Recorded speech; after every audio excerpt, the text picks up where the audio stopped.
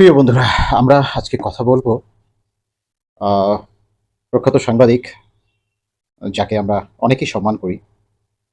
বয়সে খুব বেশি নয়, তারুণ্য উদ্দীপ্ত সাংবাদিক ইলিয়াস হোসেন। তার বিভিন্ন ভিডিওগুলো আমরা গুরুত্ব সহকারে দেখতাম এবং সেগুলো অনেক বেশি মূল্যায়ন করতাম, গুরুত্ব দিতাম, সেগুলো নিয়ে আমরা ভাবতাম। কিন্তু তার একটি ভিডিও থেকে সমস্ত ভিডিওগুলোর প্রতি আমাদের বা বিশেষ করে যদি আমার কথাও বলি, আমার আস্থা বা ভরসা নষ্ট হয়ে গেছে। হ্যাঁ, আমি প্রথমে যে ভিডিওটির অংশ বিশেষ দেখিয়েছি, গোলাম মাওলা রনিকে নিয়ে যে ভিডিওটি বানিয়েছেন প্রখ্যাত সাংবাদিক ইলিয়াস হোসেন, পুরো ভিডিওর সময়টুকুই আমার কাছে মনে হয়েছে একটা ফালতু সময় নষ্ট করেছেন উনি, এবং প্রত্যেকটি কথাই তার অযৌক্তিক এবং অবাস্তবসম্মত। এবং আমার কাছে মনে হয়েছে যে গ্রামের যেই মানুষগুলো ওই যে সিনেমা দেখলে কি অভিনয় দেখে কেঁদে ফেলে, তাদের জন্য এই ভিডিওটি উপযুক্ত। যারা মিনিমাম সচেতনতা বোধ রাখে, বাংলাদেশ নিয়ে খবরাখবর রাখে, গোলাম মাওলা রনি সম্বন্ধে খবরাখবর রাখে, তারা আসলে এই ভিডিওর মধ্যে তেমন কিছু আছে বা ইলিয়াস হোসেন তেমন কোনো গুরুত্ব বা তথ্য দিয়েছেন বলে মনে করছে না। বরং এতটুকুই মনে হয়েছে ইলিয়াস হোসেন পুরোটাই ব্যক্তিরোষে এই ভিডিওটি চাপিয়ে দিয়েছেন গোলাম মাওলা রনির উপর, বিশেষত পুরো বাংলাদেশের দর্শকদের উপর। আর যদি আরো বিশেষভাবে বলি, তো তার ভিডিওকে যারা বিশ্বাস করতো বা আস্থা নিত বা শুনতো গুরুত্ব সহকারে, তাদের উপর। এতে করে আমার কাছে মনে হয়েছে তার ভিডিওর গ্রহণযোগ্যতা নষ্ট হয়েছে। চলুন আমরা আসলে একটু দেখে আসি বিষয়। 57 পেরিয়ে 58-তে পা দিতে চলা এই স্বঘোষিত রাজনীতিবিদ এখন পর্যন্ত সিদ্ধান্ত নিতে পারেনি সে আসলে কোন দলের রাজনৈতিক মতাদর্শে। যখন যেখানে সুবিধা পেয়েছে রনি সেখানে মুখ লাগিয়েছে, কিন্তু যেখানে মুখ লাগিয়েছে সেখানেই দুর্গন্ধ ছড়িয়েছে, যে কারণে তার মুখ যেখানে লাগিয়েছে সেখান থেকেই তাকে অসম্মানজনকভাবে ভাগিয়েছে। কোথা থেকে তাকে অসম্মানজনকভাবে ভাগিয়েছে প্রমাণ দিন তো। প্রথিতযশা সাংবাদিক ইলিয়াস হোসেন, আপনাকে বলছি, আপনার প্রতি সম্মান ছিল, এখন একটু কমেছে, তারপরও বলছি আছে। আর আপনাকে সম্মানের সহিত জানতে চাচ্ছি, কোথায় এই গোলাম মাওলা রনি মুখ লাগালো আর তাকে অসম্মানের সঙ্গে বিতাড়িত করা হয়েছে? আমি আপনার জন্য জানাচ্ছি, কোথাও থেকে তাকে অসম্মানের সঙ্গে বিতাড়িত করা হয়নি। গোবার যেমন কোনো সূত্র নেই, গোলাম মাওলা রনিরও সুনির্দিষ্ট কোনো রাজনৈতিক প্রতিপক্ষ নেই। জি ইলিয়াস হোসেন, আপনার জ্ঞানের কমতি রয়েছে। আপনি গোলাম মাওলা রনি না বলে গোলাম ময়লা রনি বললেন। এতে কিন্তু আপনি গোলাম মাওলা রনিকে অপমান করলেন না, স্বয়ং সৃষ্টিকর্তাকে আপনি অপমান করলেন। হয়তো এই বিষয়ে আপনার ন্যূনতম ধারণা বা সেন্স বা জ্ঞান নেই বলে আপনি এইভাবে উপমা দিলেন। আপনার এইভাবে উপমা দেওয়া আপনারই অজ্ঞতার পরিচয়ক বটে। কখনো বিএনপি, কখনো আওয়ামী লীগ, কখনো জামায়াত, আবার কখনো এনটি জামায়াত, এই যেন একই অঙ্গে বহু রূপ, যে কারণে কারোর সাথে তার তেমন কোনো বিরোধ নেই, আবার বন্ধুত্ব ভেঙে যায় সুদীর্ঘ হবার আগেই। তাহলে আপনার কথা অনুযায়ী কি, যে আওয়ামী লীগ যখন করবে কিংবা বিএনপি যখন করবে, তখন আওয়ামী লীগ দোষ করুক গুণ করুক সে সবকিছুই সাপোর্ট দিয়ে যাবে, বিএনপি দোষ করুক আর গুণ করুক সবকিছু সাপোর্ট দিয়ে যাবে? আপনার কথা অনুযায়ী তো সেরকমই বোঝাচ্ছে। আমি তো মনে করি, বা আমাদের কাছে যেটা মনে হয়েছে, গোলাম মাওলা রনি বিএনপি করুক আর আওয়ামী লীগ করুক, তার বুকের পাটা রয়েছে বলেই সে আওয়ামী লীগ করলেও আওয়ামী লীগের দোষ ধরতে পেরেছে, বিএনপি করার সময়ও তার সেই গ্রহণযোগ্যতা রয়েছে। সেই পুরুষ যেই বিএনপির দুর্নামগুলো কিংবা যথার্থ যেগুলো সমালোচনা সেগুলো সে করতে পেরেছে, যেটা অনেকেই বিএনপি করে বা অনেকেই বলবো কেন, বিশেষত বেশিরভাগ বিএনপি নেতারই এরকম করার দুঃসাহস বা সাহস নেই। জন্ম থেকেই চলতে থাকা রনিকে বাংলাদেশের নিষ্ঠুর রাজনৈতিক দলগুলো উষ্ঠা লাথির উপরে রেখেছে। যখন যার প্রয়োজন হয়েছে গরিবের সুন্দরী বউয়ের মতো কাছে লেগেছে না, হ্যাঁ আরেকটু শুনি আপনার কথা। আবার পরক্ষণেই বিছানা থেকে পাছায় লাথি দিয়ে খাটের নিচে ফেলেছে। বাংলাদেশ আওয়ামী লীগ। আচ্ছা, আপনার শব্দচয়ন এতটা নিকৃষ্ট কেন? আমি আপনাকে বলি, আপনার এই উপমার রেস ধরে যদি আমি বলি, গরিবের সুন্দরী বধূ না, সুপুরুষ, স্মার্ট, যোগ্যতা সম্পন্ন পুরুষকে অন্যান্য বউগুলো, সুন্দরী মেয়েগুলো, বড়লোকের মেয়েগুলো, যোগ্যতা সম্পন্ন মেয়েগুলো, গরিবের মেয়েগুলো, সব ধরনের মেয়েগুলো তাকে পাওয়ার জন্য বিভিন্ন সময় ব্যতিব্যস্ত থেকেছে, বরং সেই গ্রহণ করেছে কোন মেয়েটার কাছে, কোন মেয়েটাকে কখন সে বউ বানাবে। চলুন আরো শুনে আসি।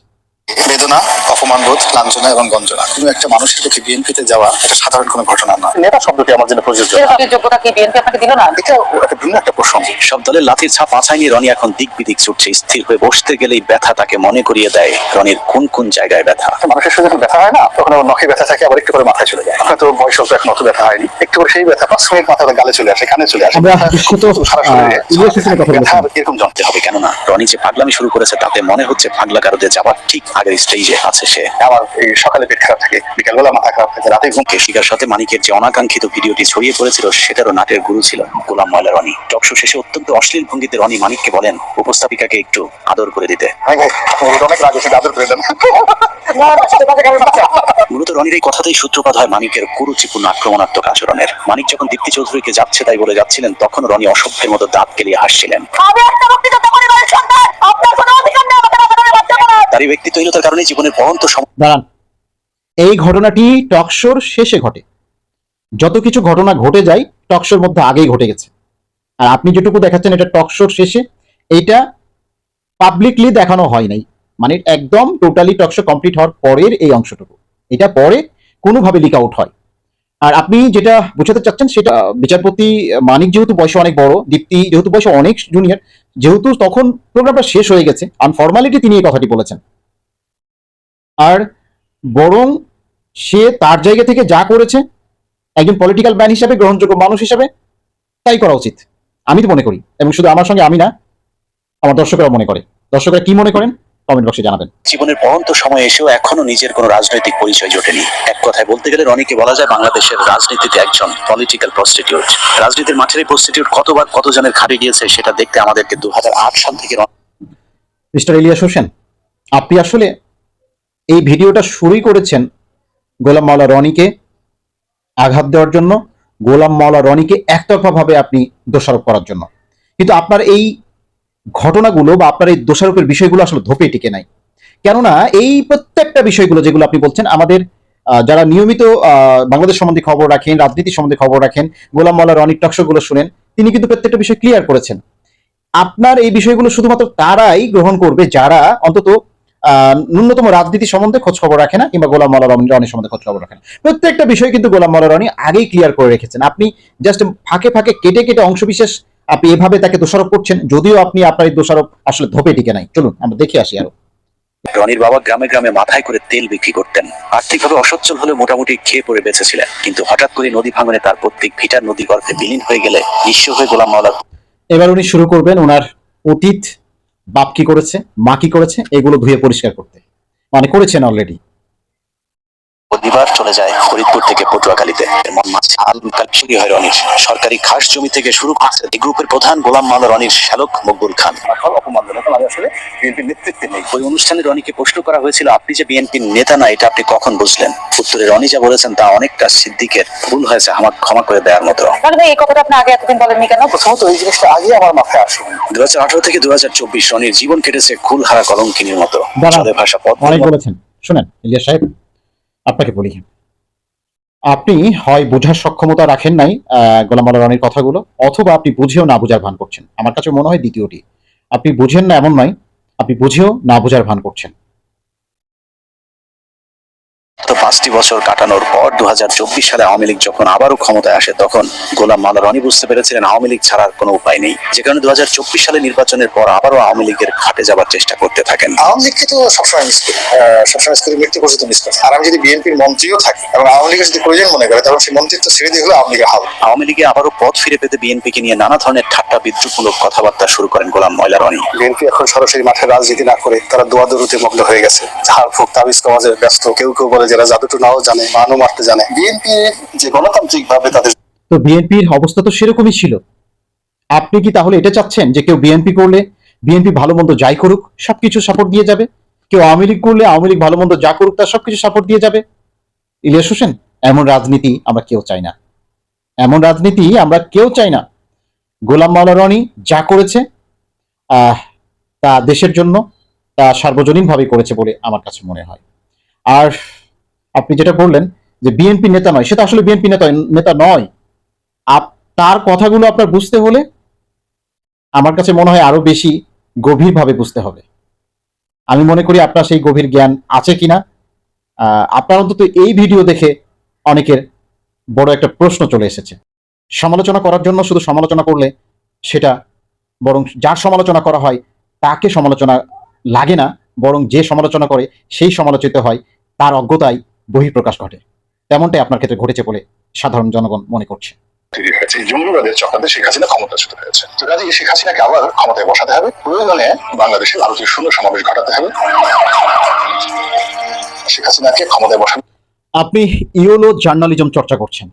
গোলাম মাওলা রনি কোন ক্ষেত্রে, কোন ভিডিওতে, কোন কথার পরিপ্রেক্ষিতে এই কথা বলেছেন তা আপনি না শুনিয়ে অথবা না শুনে আপনি মানুষকে বিভ্রান্ত করছেন। আপনার এই কথাগুলো শুধুমাত্র বিশ্বাস করবে কিছু গ্রাম্য মানুষ, যারা, আবারও বলছি, তারা দেশ, জাতি, বর্তমান পরিস্থিতি সম্বন্ধে কিংবা গোলাম মাওলা রনির টকশো সম্বন্ধে যারা অকিভাল নয়।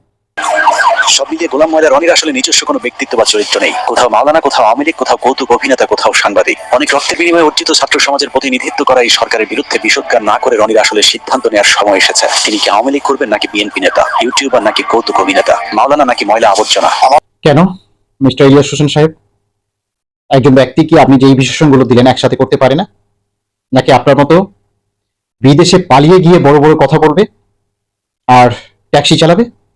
হ্যাঁ, আমরা এখানেই এখন এটার কনক্লুশন টানবো। ইলিয়াস হোসেন এই ভিডিওর একটি অংশে বলতে চেয়েছেন যে কোনো একটি কারণে বা বেশ কিছু কারণে পশ্চিমা বিশ্বে গোলাম মাওলা রনি ভিসা পাচ্ছে না।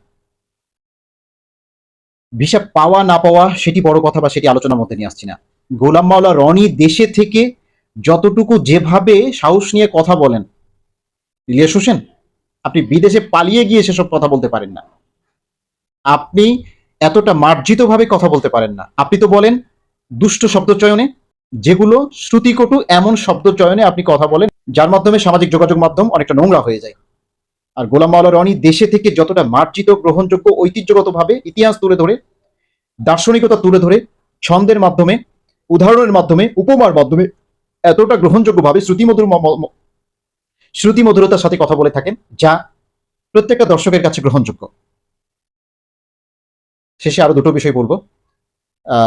সাংবাদিক ইলিয়াস হোসেন, যেহেতু আমি নিজের সাংবাদিকতা করি, ব্যক্তিগতভাবে আপনার সম্বন্ধেও আমি জানি।